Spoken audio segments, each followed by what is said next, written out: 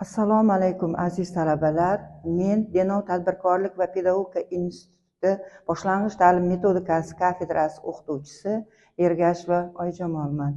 Bugun sizlarga boshlang'ich ta'lim pedagogikasi innovatsiya va integratsiya fanidan 3-mavzu boshlang'ich maktabda integratsiyalashgan ta'limdan foydalanish mavzusi bilan qisqacha tanishib olamiz. Mavzumiz rejasi quyidagilardan iborat. Integratsiya haqida umumiy tushuncha, boshlang'ich ta'lim integratsiyasi kursining maqsad va vazifalari, ta'lim jarayonida integratsiyalashgan darslarni tashkil etish, boshlang'ich sinflarda integratsiyalashgan darslarni rejalashtirish. Integratsiyalangan ta'limdan foydalanish. Bugungi kunga kelib, jahondagi mamlakatning 70% ta'lim tizimida integrativ xarakterdagi o'quv dasturlaridan foydalanib kelmoqda. Har bir mamlakat ayni shu davlatning ta'lim tizimiga qo'yilgan buyurtmaning tabiatidan kelib chiqqan holda integratsiyaning turli darajalarini ishlab chiqqan va joriy qilib kelmoqda. Integratsiyalash lotincha integr, umumiylik, integra umumiylikni to'ldirish, yaratish, tiklash demakdir. Ta'lim mazmunidagi uyg'unliklarni ta'minlash muammolari ham integratsiyalashning shug'ullanadigan sohasi hisoblanadi. U tushunchalarni umumiylikda o'rgatishdir. Ta'lim va tarbiyada esa bilimlar, tushunchalar, ko'nikma, malakalarni shakllantirish umumlashtirilib, qonun yoki qoida ko'rinishidagina amalga oshiriladi.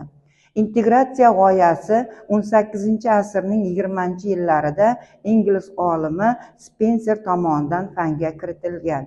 Integratsiya muammosini hal etish borasida olimlar birmuncha ishlarni amalga oshirganlar. Rivojlangan davlatlarda ta'lim mazmunini integratsiyalash borasida muhim va dolzarb ishlar amalga oshirilgan. Angliya, Yaponiya, Vengriya, Xitoy davlatlarida ta'lim mazmunini integratsiyalashga erishilgan. Integratsiya o'quvchilarni o'qitish va tarbiyalashga yangicha yondashuv, integratsiya yangi sifat, integratsiya ta'lim jarayonini optimallashtirishning muhim prinsipi, integratsiya o'zaro bog'langan holda rivojlantirish, bir butun qilib birlashtirish, yaxlit holga keltirish, integratsiya turli fanlarga oid bilimlarni yagona maqsadini hal etishga yo'naltirishda iboratligini anglash, integratsiya olamning yaxlitligi, bir butunligini ifodalaydi kabi 100dan ortiq ta'riflari mavjud. Integratsiya ta'riflari.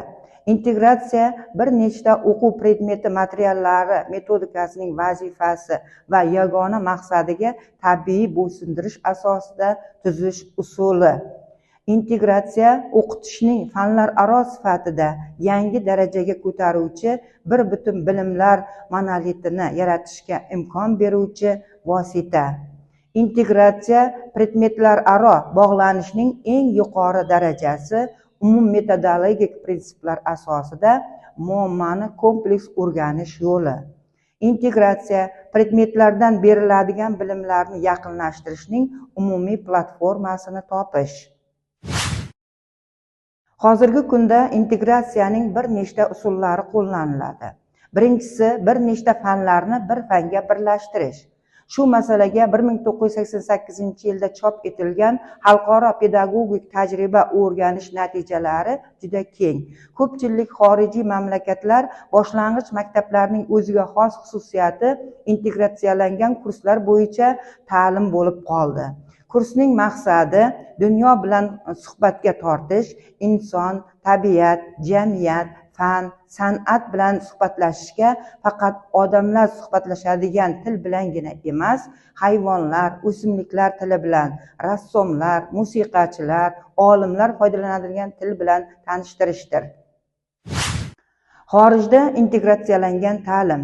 Chunonchi Buyuk Britaniya ta'lim tizimida asosan integrativ fanlar joriy qilingan bo'lsa, Koreya va Shveysariyada fanlar yoki alohida o'quv predmetlari integratsiyalashtirilgan fanlar, Yaponiya, Shimoliy Irlandiya, Gong Kong va Germaniyada ham alohida fanlar Vengriyada madaniyat yo'nalishidagi o'quv predmetlari, inson va tabiat, integrativ fanlar, Niderlandiyada alohida o'quv predmetlari, Irlandiyada fan va texnika kabi bloklarda barcha o'quv fanlari mujassamlashtirilgani holda o'qitiladi.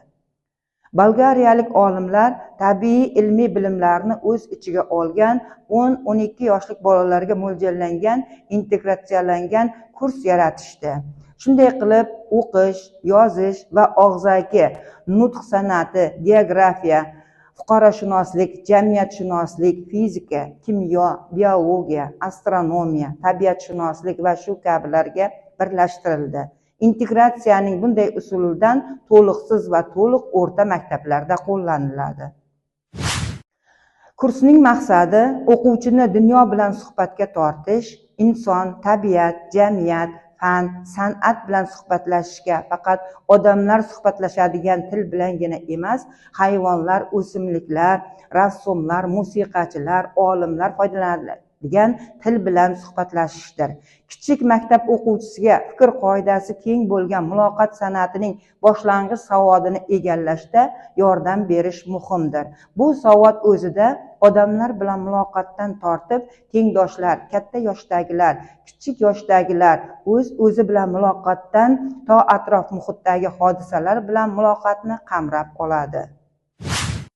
Integratsiya kursi maqsadi. Bu kursning maqsadi avval boshida hamma narsa to'g'risida ozgina lozim bo'lsa, oxiriga kelib ozgina narsa to'g'risida hammasini bilish kerak bo'ladi. Ta'limni integratsiyalashning asosiy maqsadi boshlang'ich maktabdayoq tabiat va jamiyat haqida yaxshi tasavvur asoslarini qo'yish va ularning rivojlanish qonunlariga o'z munosabatlarini rivojlantirishdir. Mana shuning uchun kichik maktab o'quvchisi predmet yoki voqea hodisalarning bir nechta tomondan ko'rishi muhimdir. Mantiqiy va emotsional tomondan, badiiy asarda va ilmiy ommabop maqolada, biolog, so'z ustasi, rassom, musiqachi nuqtai nazardan va boshqalarda ko'rish mumkin. Ta'limni integratsiyalashning yana bir maqsadi boshlang'ich ta'lim kelajakda bolalarga xohlagan fanni egallash imkonini beruvchi bilimlar asosini yaratadi. O'quv predmetining mustahkam asosiga ega zamonaviy ilm ma'lumotlarini tushunishga yetaklaydi, fikrlash qobiliyatini rivojlantiradi. Kurs oddiydan murakkabga, bilishdan ilmga, tartibsizlikdan uyg'unlikka va ijodga bo'lgan xarakterni rivojlantiradi. Bola dunyoning hayoli bilan tanishadi, olamning boshlanishiga, qayerda paydo bo'lishiga murojaat qiladi. Bolalar yashil barg, qadimiy afsonalar sirlarini ochish fikriga qiziqib boradi. Bola makon va zamon bo'ylab sayohatga otlanadi. Shunday qilib, bola har kuni o'sish kerak bo'lgan olamning go'zalligini his qiladi. Kursni tashkil qilish va ish shakllari kurs haftasiga 2 soatga mo'ljallangan. Hafta oxirida 2 soatli dars o'qish maqsadga muvofiq sababi bolalar asosiy darsdan ancha dam olishadi.